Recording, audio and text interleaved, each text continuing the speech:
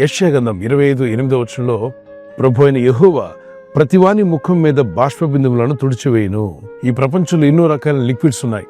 అన్నిటికన్నా ఖరీదైందని చెప్పొచ్చు, విలువైందని చెప్పొచ్చు, అమూల్యమైందని చెప్పొచ్చు. అదే మనిషి కన్నీరు. ఒక బిడ్డ ఏడుస్తూ ఉంటే తల్లిదండ్రులు చూసినప్పుడు ఎందుకు ఏడుస్తున్నావు అని అడుగుతాం.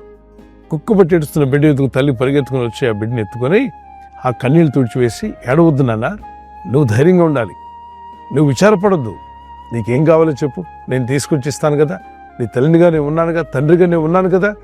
పేరెంట్స్ పిల్లల పట్ల అటువంటి ప్రేమను కనపరుస్తారు. మన సృష్టికర్త దేవుడు అంటున్నాడు, నా కుమారుడా, నా కుమార్తె, నీ కన్నుల నుండి బాష్ప బిందువును నేను తుడిచివేస్తాను. ఏమిస్తే నువ్వు సంతోషిస్తావో నాకు తెలుసు కాబట్టి అది నేను అనుగ్రహిస్తాను అంటున్నాడు. వ్యర్థమైనవి, లోక సంబంధమైనవి, శరీర సంబంధమైనవి, శరీరాశ, నేత్రాశ, జీవపడము కొరకు ఏడవద్దు. అవి మిమ్మల్ని మరణంలోకి నడిపిస్తాయంట. దుఃఖము ఇంకా ఎక్కువైనా చేస్తాయి, చిక్కుల్లో పడేస్తాయి. కాబట్టి శరీరాశలు తీరట్లేదని, నేత్రం చూసిందంతా పొందుకోలేకపోయామని, జీవపు డంబము, పేరు ప్రఖ్యాతుల కొరకు ఆరాటపడొద్దు. అవి దేవుని వల్ల కలిగినవి కావు. వాటి కొరకు నువ్వు ఏడుస్తూ ఉంటే నీ దుఃఖం ఎక్కువైపోద్ది, నీ విచారం ఎక్కువైపోయి లాస్ట్కి బతకాలని ఆశలే పోతాయి. అందువల్లనే శరీరాశ కొరకు, నేత్రాశ కొరకు, జీవపడం అవన్నీ క్షణమాత్రం ఉండేటువంటివి ఓవర్ నైట్లో ఎవాపరేట్ అయిపోతాయి. అవి కాదు మనకు కావాల్సింది. నిత్యము అనుగ్రహించే సంతోషము, సమాధానము ఇహమందే కాదు పరమందు కూడా మీరు ఆనందంగా గడపగలిగేటువంటి గొప్ప కృపను ప్రభు దయచేస్తాడు. ఆయన ప్రతివాని పేరు జీవగ్రంథంలో రాస్తా అంట. మన పేర్లు జీవగ్రంథంలో ఉన్నాయి, మీ పేర్లు జీవగ్రంథంలో ఉన్నాయి. అందుని బట్టి సంతోషించండి. గిన్నిస్ బుక్లో మీ పేరెక్కితే ఎంత సంతోషిస్తారు. దానికన్నా గొప్ప సంతోషం, ఈ లోకం ఇవ్వని సంతోషాన్ని ప్రభు మీకు దయచేస్తున్నాడు. ఆనందించి గంతులు వేయండి. ఎందుకు అంటే సృష్టికర్తని దేవుని లెక్కలో ఉన్నావు. ఆయన డైరీలో నీ పేరు రాసుకున్నాడు. దాన్ని బట్టి ఆనందించండి. ప్రభు అదే అన్నాడు, శిష్యులారా, సేవ బాగా జరుగుతుందని, మరి సేవలో ఉన్న పరికరాలను కొనుక్కోగలిగారని, మీరు ఆజ్ఞాపిస్తే దెయ్యాలు పారిపోతున్నారని వీటి గురించి సంతోషించకండి. సేవకులు, మన సంతోషము జీవగ్రంథమందు మన పేరుంది, నా దేవుని గ్రంథంలో నా పేరుంది.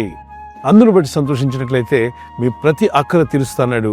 దేవుని దయలో మీరు వర్ధిల్లి అభివృద్ధి పొందాలని మా ప్రార్థన. ప్రకటన గ్రంథంలో కూడా అంటాడు, ప్రతివాని ముఖం మీద బాష్ప బిందువులను తుడిచివేయను. కొన్నిసార్లు ఆనందంతో కూడా కన్నీళ్ళు వస్తాయి. ఆనందంతో కన్నీళ్ళు ఎలా వస్తాయి?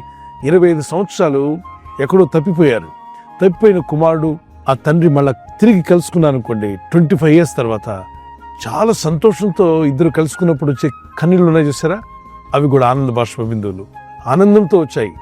పరిస్థితులు బాగాలేనప్పుడు ఏడుస్తూ దుఃఖపడుతున్నప్పుడు వచ్చే కన్నీరు వేరు, దూరం అయిపోయిన బంధాలు కలిసినప్పుడు వచ్చే సంతోషంతో వచ్చే కన్నీరు వేరు. ఆ కన్నీరు ఆనందంతో కూడినటువంటిది. సమస్యలను బట్టి దుఃఖిస్తున్నారే, మీ దుఃఖము, మీ ముఖమైనటువంటి కన్నీటి బాష్ప బిందువులను ప్రభు తుడిచివేసి మీ జీవితాలకు సమాధానం, నెమ్మదిని అనుగ్రహించాలని కోరుతున్నాడు. చిన్న ప్రార్థన చేసుకుందాం. మీ కుటుంబానికి శాంతిని, సమాధానాన్ని ప్రభు దయచేయాలని పరిశుద్ధమైన మా ప్రియ తండ్రి, ఈ వాగ్దానం ఎత్తి ప్రార్థిస్తున్న ప్రతి కుటుంబంలో ప్రతి వాని ముఖం మీద ఉన్న బాష్ప బిందులు తుడిచివేసి వారిని ఆదరిస్తానని వాగ్దానం చేశావు. ఆ ఆదరణ ఇప్పుడే వీరికి దయచేయండి. పరిశుద్ధాత్మదేవ, నీవే ఆదరించేవాడు. నీవిచ్చే ఆదరణ ఈ లోకం ఇవ్వలేదు నాయన. లోకంలో మనుషులు కానీ, వస్తువులు కానీ, లోక సంబంధమైన ఏవి కూడా మీరిచ్చే ఆదరణ మాకు దయచేయలేదు. నీ యందు విశ్వాసం ఉంచి ప్రార్థిస్తున్న ప్రతి వ్యక్తి హృదయంలో ఉన్న కలవరం తొలగిపోనుగాక, శాంతి, సమాధానం కలుగునుగాక.